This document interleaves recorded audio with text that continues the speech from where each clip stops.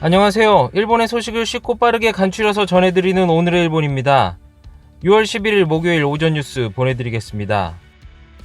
NHK 보도에 따르면 10일 도쿄에서 18명, 홋카이도에서 5명의 감염이 확인되는 등 총 38명이 확진 판정을 받은 것으로 파악되었습니다. 일본 내 감염이 확인된 사람은 17,306명이며 요코하마항 크루즈선을 포함하면 총 18,018명이 감염된 것으로 파악되었습니다. 이날 사망자는 후쿠오카와 오사카에서 각각 1명으로 총 2명의 사망이 확인되었습니다.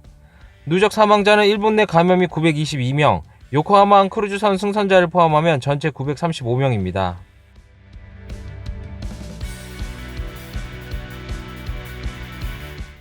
이날 도쿄에서는 18명이 신규 확진 판정을 받은 것으로 파악되었습니다. 20대부터 80대까지 남녀 총 18명이 감염된 것으로 확인되었고, 이 중 8명은 감염 경로가 파악이 되지 않거나 조사 중이며 10명은 기존 감염자의 밀접 접촉자로 확인되었습니다. 도쿄에 따르면 이 중 20대에서 30대가 12명으로 전체의 70%를 차지하고 있으며 18명 중 7명이 유흥과 관련 감염으로 파악되었습니다. 사망자는 없었으며 이로써 누적 확진자 수는 5,426명이며 누적 사망자 수는 311명이 되었습니다. 또한 도쿄가 제시한 지표로 일주일간 신규 감염자 수의 평균은 18.7명, 감염 경로 불명의 비율은 48.9%이며 주당 증가 비율은 1.14배로 도가 제시한 기준을 아슬아슬하게 밑돌고 있으나 감염자의 증가 경향을 보이고 있습니다. 한편 도쿄는 도민에게 경각심을 알리기 위해 발령된 도쿄경보를 11일 해제 검토하는 것으로 알려졌습니다. 이는 10일 18명의 감염 등 연일 20명 미만의 두 자릿수 감염이 확인되고 있으나 감염자가 감소 경향에 있다고 판단한 것에 기인한 것입니다. 또한 관계자에 따르면 휴업 요청의 완화에 대해서는 도쿄경보가 해제 후 3단계로 이행하는 방안을 추진하고 있다고 합니다. 3단계에서는 노래방이나 파친코, 유원지 등의 휴업 요청이 해제됩니다. 도쿄는 11일 감염자 수를 지켜보고 최종 판단할 방침으로 알려졌습니다. 이날 기타 kyushu시에서는 1명의 신규 확진자가 발생하였습니다. 이로써 기타 kyushu시에서 감염이 확인된 것은 19일 연속입니다. 다음 소식입니다. 내년으로 연기된 도쿄올림픽에 대해서 대회조직위원회는 코로나19 바이러스의 영향을 바탕으로 선수와 관객에게 안전하고 안심할 수 있는 환경을 제공하는 것이 최우선 과제이며 간소한 대회로 하는 새로운 기본 원칙을 정했습니다. 이는 10일 밤 IOC 국제올림픽위원회 이사회 후 대회조직위원회의 모리 회장들이 기자회견을 열고 밝혔습니다. 세 가지 기본 원칙에 따라 국제경기단체와 각 올림픽위원회 등의 대회 참가자를 줄이도록 요청하거나 모든 분야를 대상으로 경비 절감 등을 검토할 방침이며 로드맵에 따라 다음 달까지 경기 일정과 장소 등을 확정하여 연내 목표로 코로나19 대책을 정리한 뒤 내년 3월부터 대책을 바탕으로 대회의 테스트와 상호봉송을 할 예정입니다. 이에 모리 회장은 기자회견에서 코로나19로 인해 세계가 혼란하고 많은 희생자도 나온다. 예전 같은 화려한 축제로 많은 사람들의 공감을 얻을 수 있을지 생각하지 않으면 안 된다. 결과적으로 그때 올림픽이 기본적으로 옳은 올림픽이었다라고 평가받았으면 좋겠다라고 하였습니다. 또한 대회 중단 가능성에 대한 질문에는 중단 논의는 전혀 없다.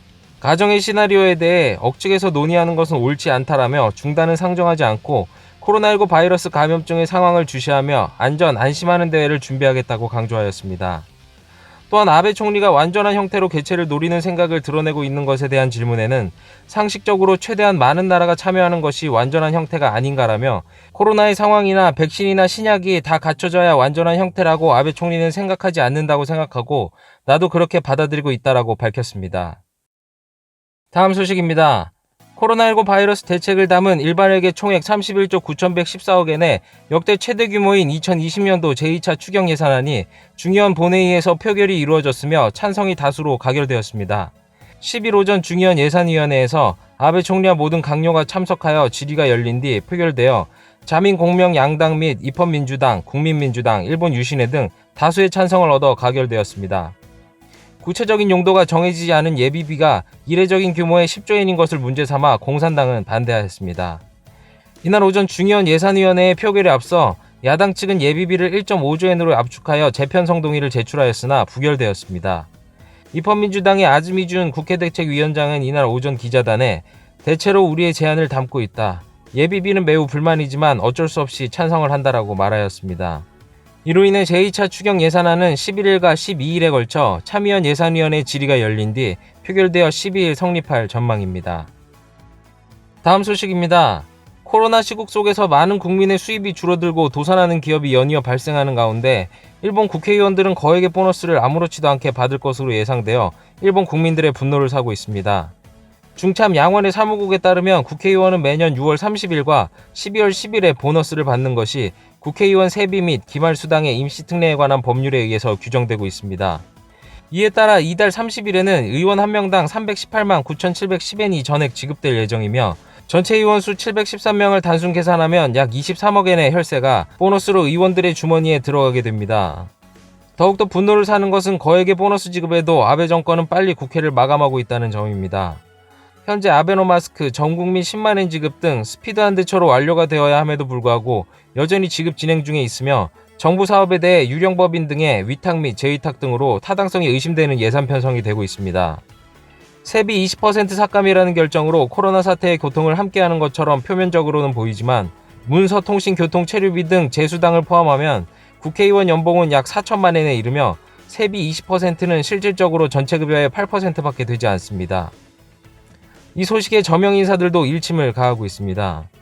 비트 타케시 씨는 보너스를 돌려달라고 방송에서 언급하였고 프로레슬러 오오니타 아츠시 씨는 트위터에 이럴 때일수록 국민과 친근한 자세를 보여주었으면 한다라고 투고하였으며 탤런트 스즈키 사리나 씨도 왜 국민에게 참으라고 하느냐, 화가 난다고 방송에서 발언하는 등 날선 비판을 하였습니다.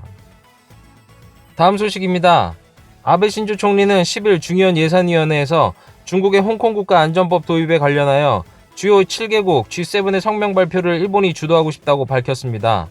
G7은 글로벌 여론을 이끌 임무가 있으며 일본은 홍콩의 일국 양제에 대한 성명 발표를 주도하기 원한다라고 발언하였습니다. 이에 중국 외교부의 화춘잉 대변인은 10일 기자회견에서 중국의 홍콩 국가 안전법 도입 방침에 아베 총리가 G7의 공동 성명을 발표를 목표로 하고 있다고 말한 데 대해 일본 측에 중대한 우려를 표명한다라며 일본 정부에 항의하였습니다. 다음 소식입니다. 10일 열린 도쿄 도의회 본회의에서 코로나19 대책 중 총 5,832억엔의 추경 예산안 처리가 이뤄지고 만장일치로 통과하였습니다. 이번 추경으로 중소기업의 자금 조달 대책에 가장 많은 3,041억엔이 충당되었고 일정액까지 실질 이자, 무담보 대출을 받아주도록 지원합니다. 또한 긴급사태 선언의 연장에 따른 휴업 요청에 응한 사업자의 감염 확산 방지 협력금 지급이 930억엔, 재택근무를 실시하기 위한 기기를 정비한 기업 경비 지원에 366억엔, 코로나19 감염자를 받은 의료기관의 사례금으로 201억엔 등이 계상되어 있습니다. 도쿄의 코로나19 바이러스 대책으로서 편성되는 추경 예산은 지난해 이후 모두 7번째로 총액은 1조 738억엔에 달하고 있습니다.